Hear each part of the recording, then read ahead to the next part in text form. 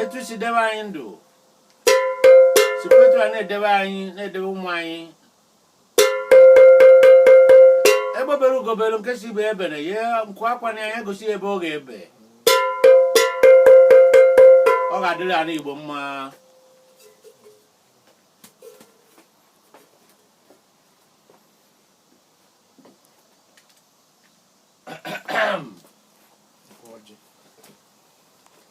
Olise pụrụ ụwa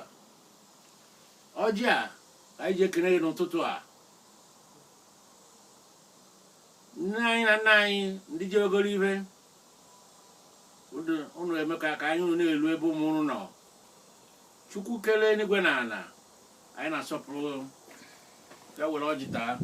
ịghata ya n'oke ịghata ya n'afọ ịghata ya n'oye ịghata ya na nkwọ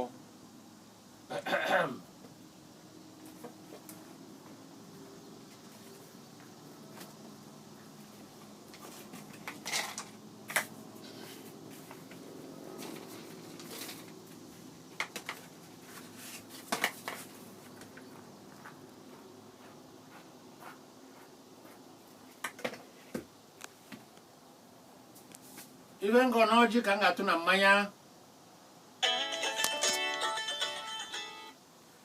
ọ ga-adịrị onye ọbụla mma ọbịa be onye abịa bunye ọ na-ji mkpụkpụ afọ na ya ana Amerịka anụnwa ọ gbakwa nsọ ndị Amerịka ọ bụrụ sọ ndị ọcha nwee anyị so nwere ihe ndị nna nna nna nna nna anyị bụdatara ebe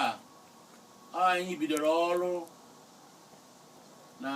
Virginia Tobacco Industry eji wee na-enwe Virginia Tobacco anyị so nwere ebe anyị so rurite Amerịka wee bụrụ efe ọ bụ tata anyị agara chụrụga anyị n'ụsọ anyị wee bata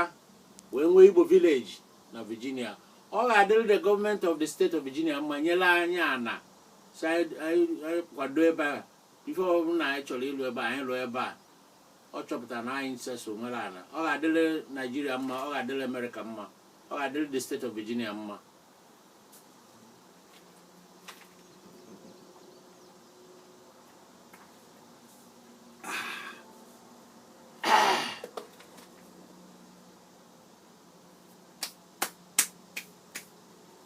ụmụaka kedu ebe nzu m dị kama tụọkwa nzu ụtụtụ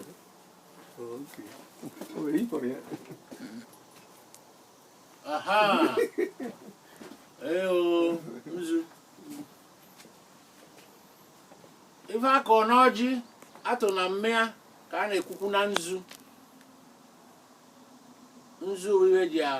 ekene Olisa nzu ihe dị ọcha o gosi na ndị Igbo nwere obi ọcha anyị ada achọ nke mmadụ anyị na-achọ nke anyị na-arụsi ọrụ ike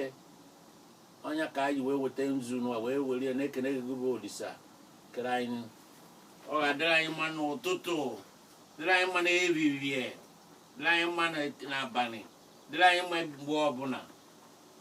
na nkwọ eke oye na abụọ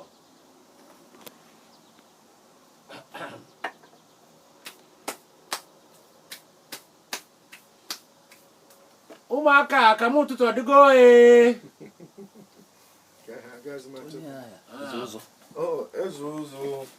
eze ụzụ ana m ekelekwa eze ụzụ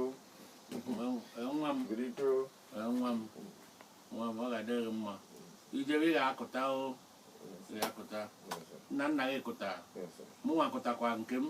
ị ga-akụta anyị zụcha ịzụba anyị